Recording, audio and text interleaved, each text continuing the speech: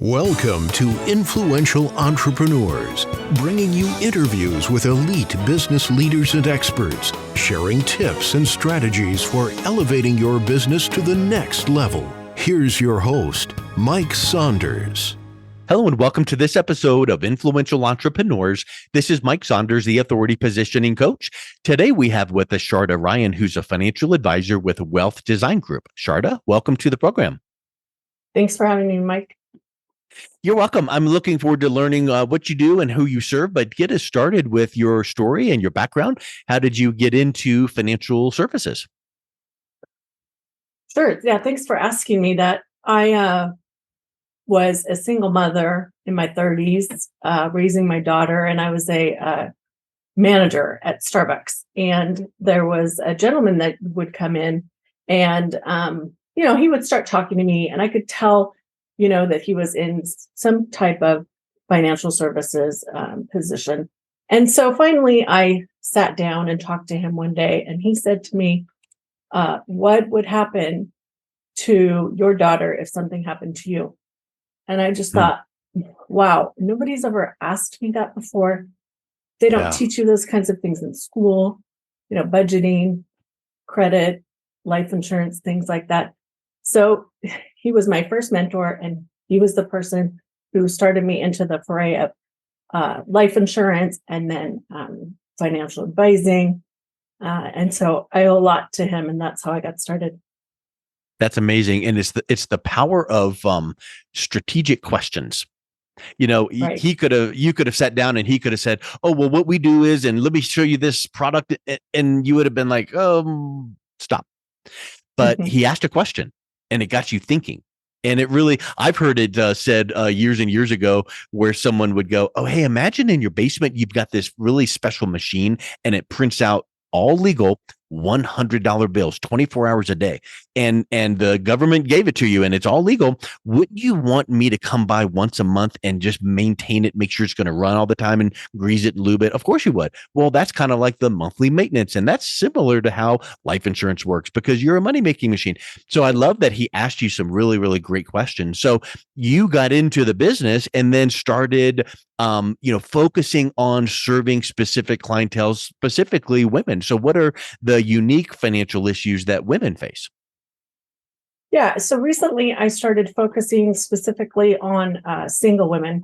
So that could be childless single women, widows, divorced mothers, because I believe that, and it's in statistics and all the studies have shown that we all know that, women make less than men. They live longer, so they have longevity issues. They're more likely to be the caregiver. And also, since they spend more time out of the workforce, they tend to save less for retirement. So I like to focus on those women who need that specific tailored planning, because I myself know what it was like as a single mother and just kind of being out there on my own. So having someone that can advocate for you and truly be educational and helpful, that's where my passion lies. I love that you picked a specific niche of target audience that relates to your personal area of expertise because you are one. Or you have that history where you could say, hey, look, let me tell you a couple little pitfalls that I can, prevent you from making. So that's huge. I want to go a little bit deeper on what you said about lifespan because, numbers don't lie, statistics don't lie. But, unfortunately, women tend to make less than men. That's a whole other issue, which is not right. But let's talk about lifespan because statistically, women will live longer than men. Well, when you're looking at a financial plan, all of a sudden, some of those standard numbers like retire at this age and then have money last this many years, sometimes those go out the window when you're working it up for women. So talk a little bit about lifespan and how you approach that with serving your clients. Right. So, in the typical financial plan, we will project out to, say, age 90. Well, if a woman is 80 and her spouse dies at around the same age, 80, the likelihood that she'll live past 90 is even higher. And the likelihood that she will need long-term care for longer is higher as well. So it's making sure that you take into account. Now we need to think about, inflation, whereas before, the past 10, 20 years, advisors and planners really didn't need to have to worry about inflation. But now it's a real issue for those widows. And also, there's the two incomes from Social Security. Well, one of those goes away when one of the spouses dies. So it's tricky having to plan for that even longer, what we call longevity risk, because, sometimes you wouldn't think that someone could run out of money at age 90, 95, but it happens all the time. Yeah. And many times and we don't need to get into the weeds, but I would suspect that many times it's not necessarily, if you're picturing the bucket of water representing, money in retirement accounts, most of the times it's holes in the bucket, like inflation, fees, and taxes, things similar to that.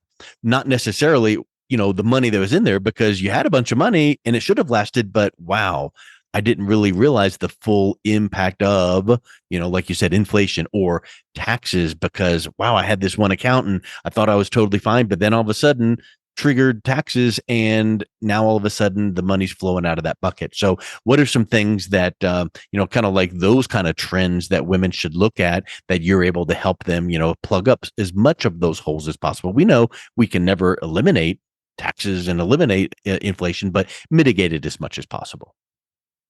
Sure. So we usually will plan for things like, let's say you have a major capital gain, you've sold a property. Well, that not only affects your capital gains for that year in which you'll have to pay, but it can also affect how much you pay for your Medicare and your Part D premiums if you're on if you're over age 65. So that's another tax issue that some people don't quite think about. They think just, okay, well, I got this pot of money, now I'm going to have to pay 15%. Well, it could also affect how much you're going to pay for another 20, 30 years in your premiums. And most people think that their Social Security is not taxed. Well, there's certain rules around taking your Social Security and taking distributions from retirement accounts at the same time. There's tax implications there that interact. So it's just looking for those,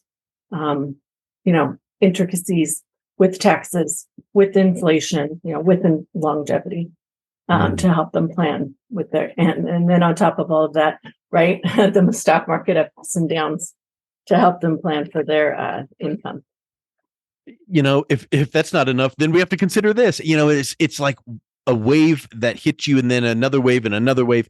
And I think that a lot of times people don't realize all of those aspects, and they're trying to focus on the first thing, and then they're getting hit from, another direction with something else, like the taxes and inflation and then volatility. And I'm sure you talk to your clients like, okay, well, at a certain age, we need to start moving money out of some of the more volatile type accounts and put it into more stable that can never lose money. And again, we don't need to get into recommendations or ideas, but I know that concept is important because, at a certain age, you don't have the runway left to recover from a hiccup in volatility and wait for things to come back because, the market dipped this percent. So what do you advise your clients that are women to do regarding kind of the risk and volatility of where their money is sitting in accounts? Sure. So we do a standard risk tolerance questionnaire that just figures out their appetite for ups and downs. And we also look at their total assets, not just their assets that are invested in, say, the stock market. Because if you have real estate that you're getting income from, and that's a steady stream, well, then maybe that means you can be a little more aggressive, try to capture more gains in the stock market. Or if you have, say, an annuity or a pension or, something else that's a little more stable, then maybe we can look to grow your investments a little more. So it's really just tailoring that to each client for what makes sense to them. That's a really good point. And you had mentioned Social Security being taxed and things. And I think a lot of times people are like, and again, there's so many variables that go into when should I claim Social Security at this age or that age. And there's a lot of variables, but some of the variables are just like what you had mentioned, which is, oh, well, you've got this stream of income from, or you've got this tucked away so that we can use this as. But if all you have is, the Social Security income, now that makes some of the decisions more pertinent. Same with risk and volatility. So I think that there can never be that cookie cutter template. Oh, here's our plan. Let's implement it, because everyone's situation is different. And I think that I think a lot of times, like we started our conversation here talking about, that question you were asked from that advisor that ended up becoming your mentor. What questions should women be asking advisors when they're looking to get guidance on retirement? So maybe they're looking to hire a new advisor or an advisor for the first time. What are some of those key questions they should be thinking of asking the advisor? Sure. So I would ask that advisor, what does your service calendar look like? What are the different value added items that you're going to provide to me beyond my beyond my portfolio management? So are you going to look at all aspects of my financial picture, or just look at this one, account or my own, or just my portfolio? Because there has been a trend recently towards comprehensive financial planning, advisors needing to be able to do, like you said, the tax planning, looking at all of the insurances, knowledgeable on debt reduction, knowledgeable on student loans and college funding. So I think it's just asking the deeper question: what are the exact services that you're going to provide, and what cadence, and how often are we going to meet? And are we going to meet face to face? What's your preference? Are you available via email if something happens? So just trying to get the total picture of what the advisor can offer. Yeah, that's a huge point. And also, I would suspect that they would want to know, or am I going to get a call every other week saying, pitching me on some new thing? Like I can only imagine, like, I'm getting a call now and you told me to buy this and do this and move this, and it's just enough already. So I want to know that we're on a plan. And I think that that's something huge. Like when the sequence of meetings comes up, we've got to, address these points. And then the next time we meet, we're going to move on to this. And it's not going to feel like you're pushing me to do things. You're teaching me. And I think that's a key point too, is to educate. Right. Yeah. Education is huge. And especially with women, many times, and what I've found with my clients too, is that they are hungry for more information. It doesn't mean that they're not going to be a client, that they're not going to follow your recommendations. They just want to make sure that they're 100% informed by the information that you're giving them, and that they're making the right decision. Yeah, they don't need a degree in financial planning per se. They just need to be taught and educated so that they follow along. And then, they don't need to understand all the intricacies, but they're following your thought patterns. And it's like, yeah, that does make sense. And so again, you're not pushing and prodding. You're just laying out some options. And then I think that's human nature. People want to understand their options so that then the path forward becomes really, really clear. I think that's just so powerful of what you're doing and helping, specifically single women make wise decisions for their finances now and for retirement. If someone is interested in learning more and then also reaching out and connecting with you, what's the best way they can do that, Sharda? Sure. So you can go to our website. It's wealthdesigngroup.com. I'm also on Facebook and LinkedIn, active there, and post things regularly that are educationally driven. And you can always email me at sharda@wealthdesigngroup.com.